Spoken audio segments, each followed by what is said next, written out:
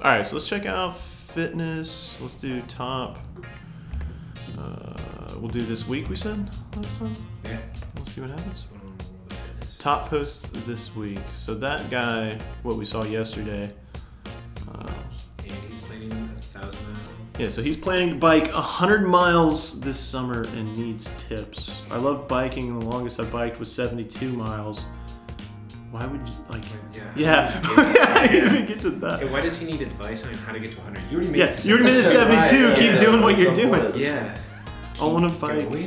So he wants to bike 100 miles this summer, but the main problem is pain. There you go. Okay. So mostly in the 4th hour, 40 to 50 miles in. Jesus. He's going 10 miles an hour. I mathed. I need tips on how to keep myself from feeling the pain and continue biking. I mean,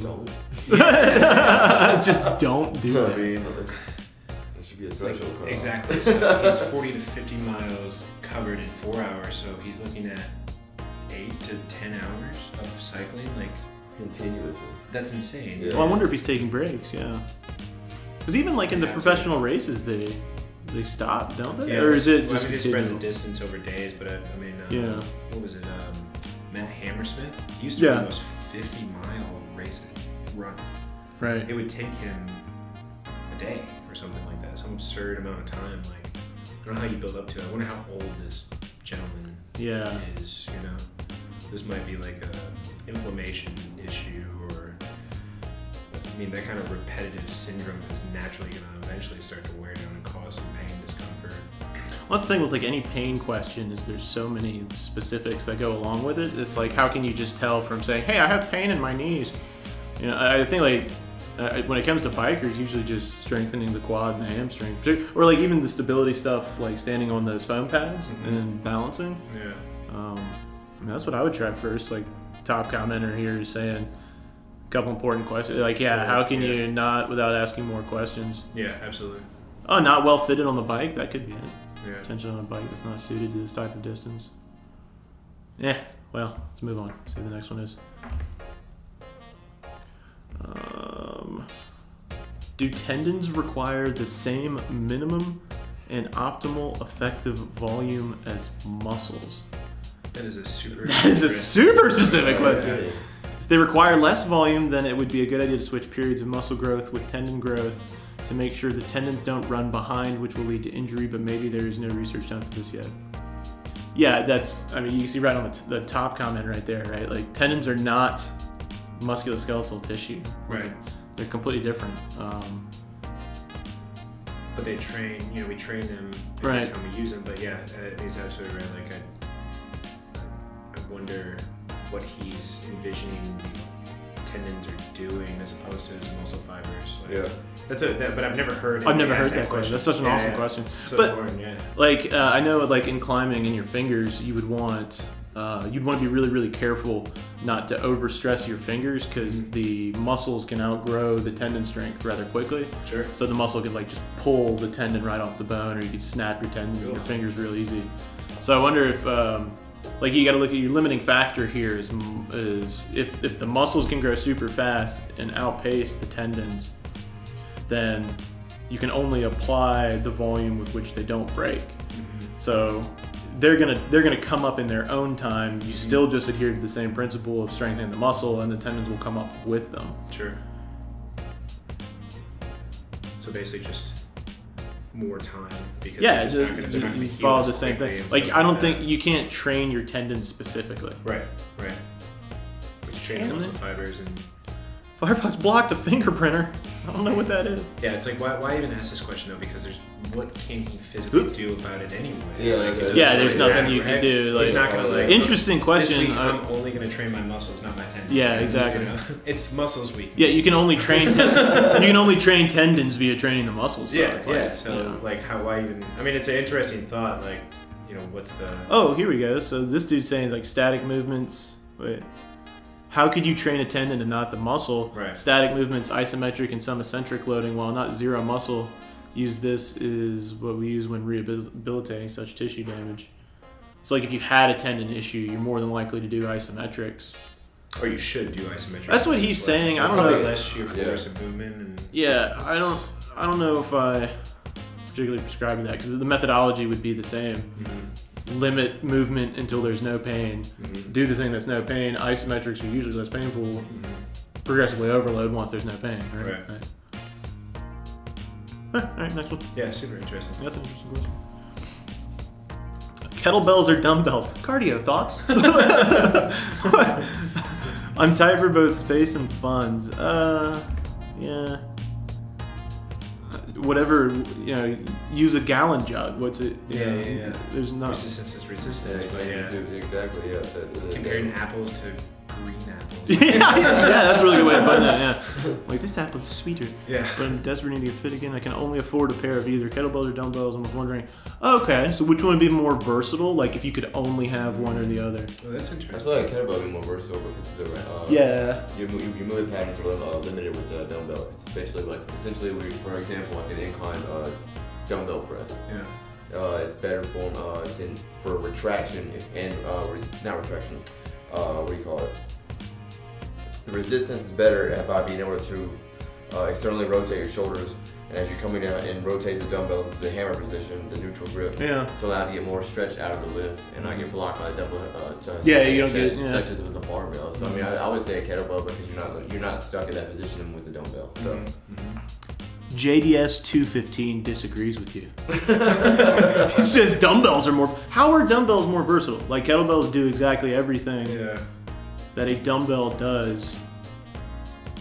I could see how like a dumbbell would be favorable for like wrist stuff. So if he's doing any sort of like pressing, like some people just struggle to have that kettlebell like resting on the back of the wrist. That's okay. I give you that. But that's like the only thing that I've ever heard someone say like, I don't prefer this over a dumbbell.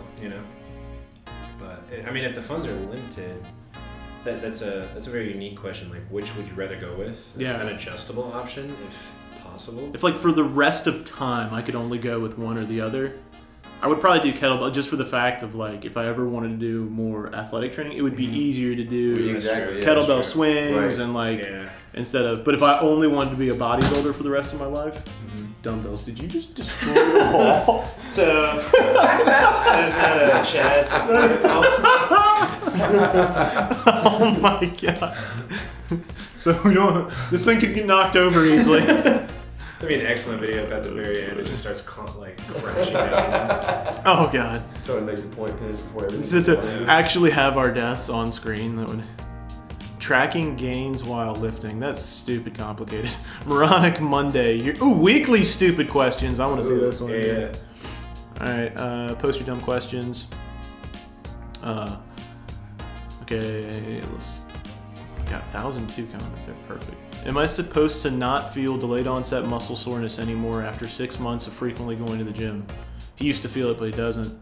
Is this a sign I should be going harder? Well, that's a good one. No, I remember, like, I always felt DOMS when I changed the program, but once I did the program for too long, I guess I got more used to it. But I think it's more a testament of, like, my recovery got better.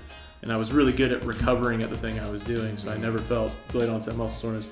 My current understanding is DOMS has no impact on whether you're getting a good workout or whether you're getting a bad workout or whether the muscle's growing. There should be no metric for feeling soreness as, like, that's the thing that I need to be feeling.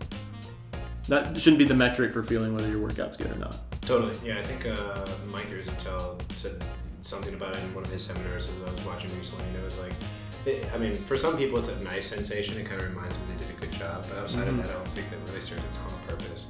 We had a new girl who started yesterday, and we did 3 sets of 10 air squats, and she came this morning. I mean, she was like, I have never been so sore. And it's like, it's kind of blew my mind. I'm like, wow, okay. So we obviously her body is just not used to that action, and so it's gonna acclimate. But it's like, part of me is like, I hope you're never that sore again, because if you're that sore each and every time, you're gonna stop going.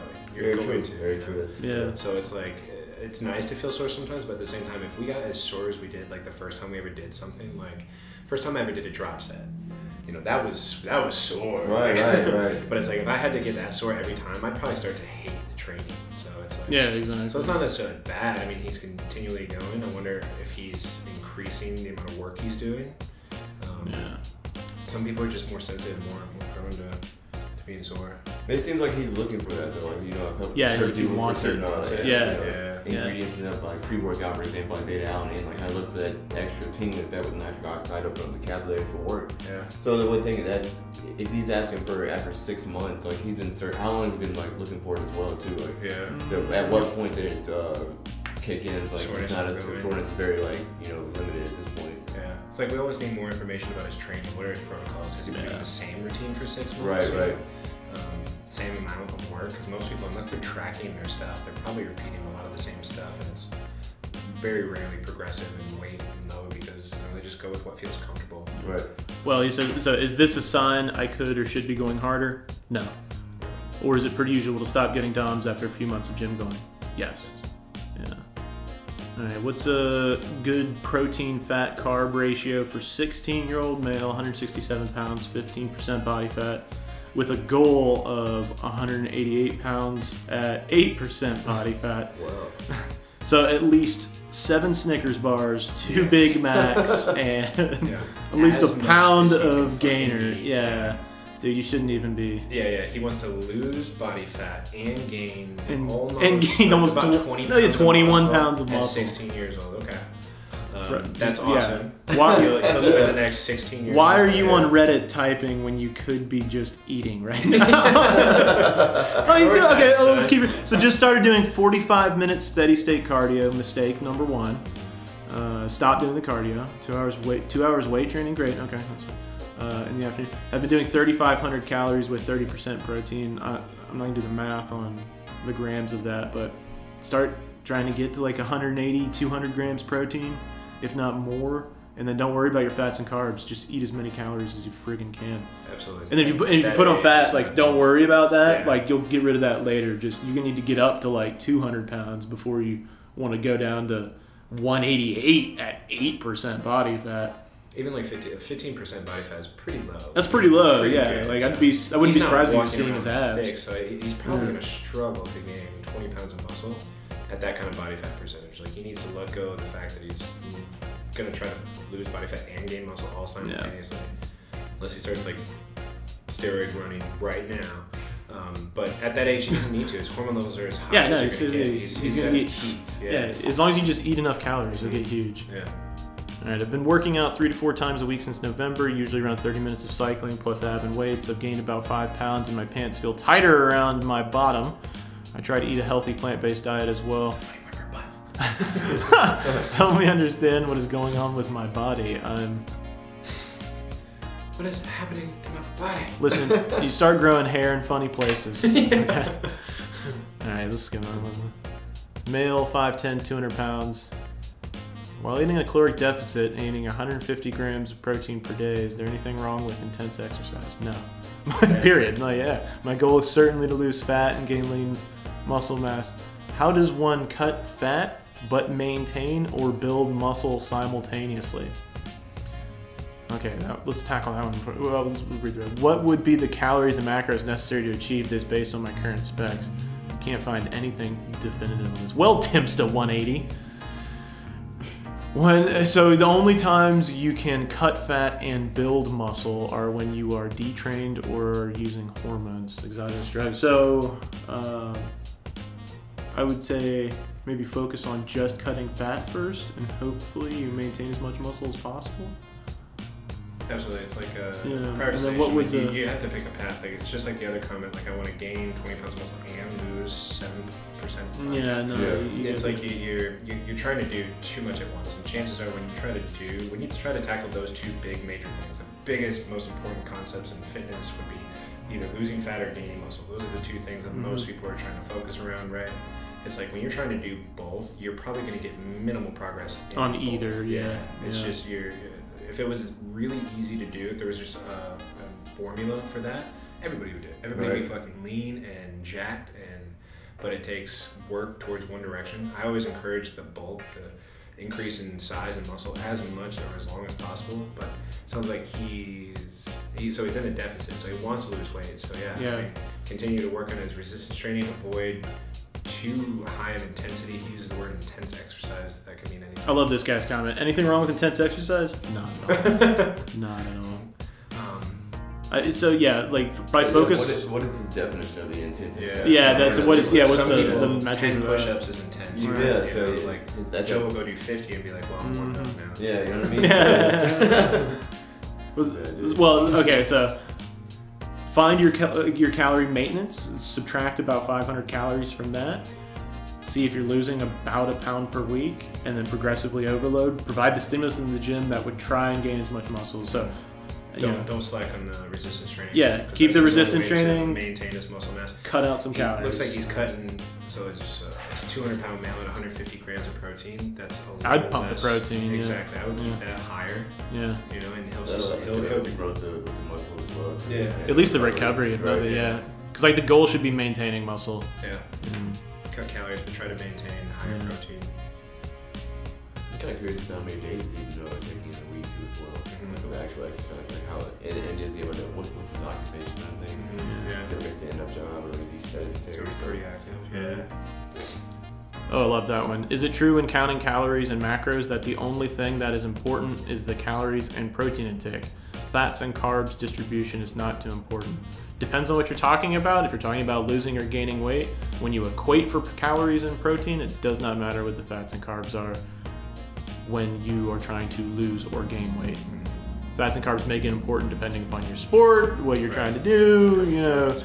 Health is a whole other issue that I don't even know enough about, so. Oh, I like that. So I know this is ridiculous. No, that's a good start. That's a great start. But this is for stupid questions, so. Okay, so here's I go. Consistently have high inflammation, doubt. It affects my eyes and my dermatitis.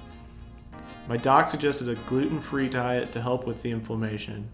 I wanted to lose the impossible belly fat that I have, so I want to try out the keto diet. I'm 5'2", 110 pounds, had 3 kids, so my stomach has always been my struggle. I work out at home most days of the week, and my gym finally opened, so today my first day was back. Is keto a bad idea for my body frame? I don't want to be skinny, but I want to be fit. So. Losing and gaining weight, when you equate for calories and protein, does not matter what you do with your fats and carbs. So is keto going to work for you? Yeah, it's going to work if you achieve the end that is restricting your calories and you stick to it. As long as you stick to keto, go ahead, have fun. But she seems all over the place. It's like like stay-at-home mom. I'm gonna pick on her just because of it. Sounds like you're doing a lot of internet searching, so you're all over the place. You're going from your doc suggested gluten-free diet. I doubt that very much. Well, maybe she has celiac. It could be. It's possible, but it's easy. She can get it tested. The doc has a theory. He should test for it. But I want to lose my impossible belly fat. But you're also 110 pounds. I wonder how much actual belly fat. Yeah, right. That's what is she? She's a mother. Skinny, but what is she? 5'2" and 110 pounds. Yeah, it doesn't. I mean. What is keto a bad idea for my body frame? Fundamentally, no. That is. Yeah, keto has nothing to do with your body and frame. I want to be skinny, but I want to be fit. Well, then all you do is subtract calories and lift some weights. That's it. High protein, yeah. I mean, as long as the keto works for you and you stick to it, sure, it doesn't really matter. I wouldn't do it, but that's a tough one. Most mothers, especially 3, that's 3 9-month.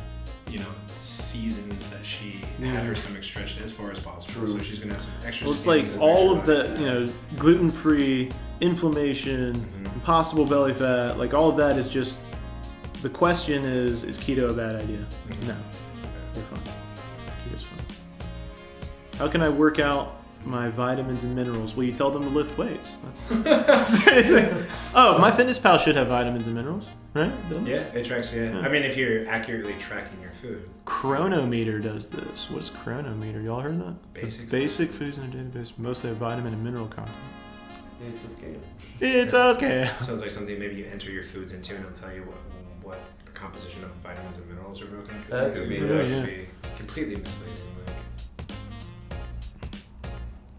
See if there's any good ones down here. I think it wouldn't be accurate anyway. Like, how do you especially I love now you cook the food. This is the best one. How do I get the lazy gym owner to keep the gym clean? I mean, there's clothes all over, dumbbells and plates over the floor, dirty music too loud. Many problems. It's not like I can cancel membership, as I own everything. That sounds like the perfect gym. What are you talking about? Dirty, grungy dumbbells everywhere. Sell your home and buy a clean one.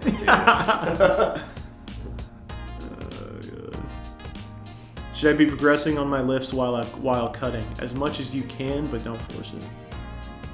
You should be trying. Yeah. I'm trying to keep the volume as high Yeah. as you can handle, but Volume as high as you can don't recover worry from. about the Yeah. intensity as much.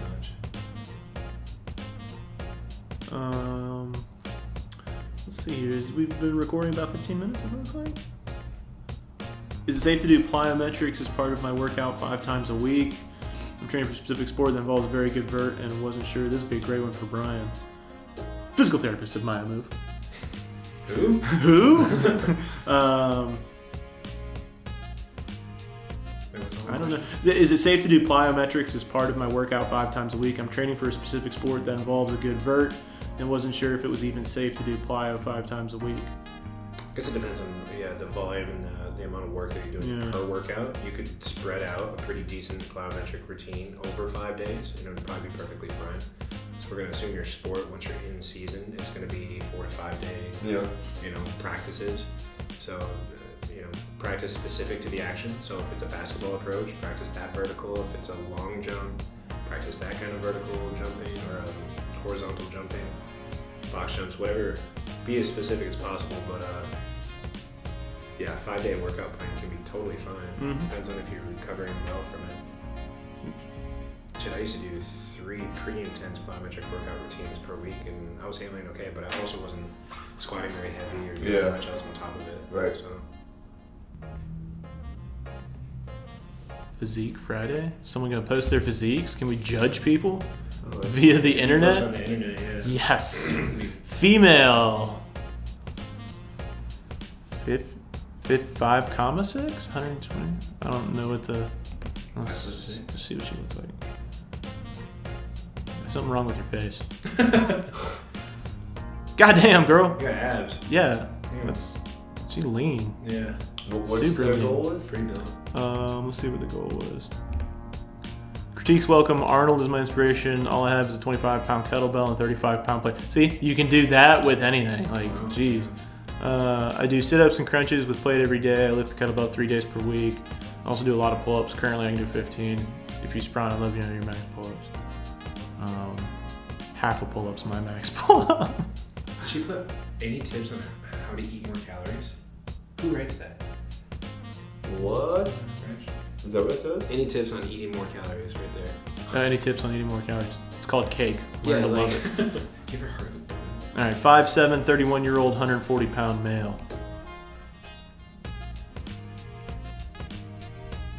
Nice, good arms, man. Yeah, good shoulder caps. Triceps are big. Showing Yeah. legs.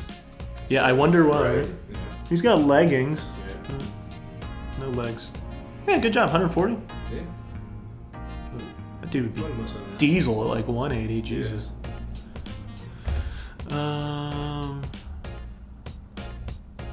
Male, 185, 6'1". This was earlier today. Nice, good back. Yeah, dude. Like, I'm gonna judge him. That bicep's way bigger than that one. I don't know if that's just lighting or not.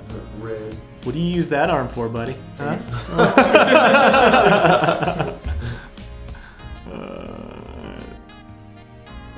November, February, 153, 5'8". Yeah, good job. Keep it up. That's 153 at 5'8"? I love how this was the one dude is the top one, or the one female is the top. But there's so many dudes just like up. Male. Get some more ladies in here. No more ladies? That's for IG. That's for Instagram? Yeah, right. Yeah. That's exactly what that is. This- Yeah. We should scroll It's for Instagram, clout, dude. Yeah. We could screen record our phone. That would be nice. 6'1", 230. Let's see what this dude's. It's either jacked or he's. Oh, yeah, Wow. I don't know. You can subscribe to his OnlyFans. Why'd you pick that for? Yeah, why that Right, one? yeah. Here we go. All right. Female, 5'4", 132. Look at that. Way to go, girl. Looking good. Killing it. Killing it. All right, we'll end it there.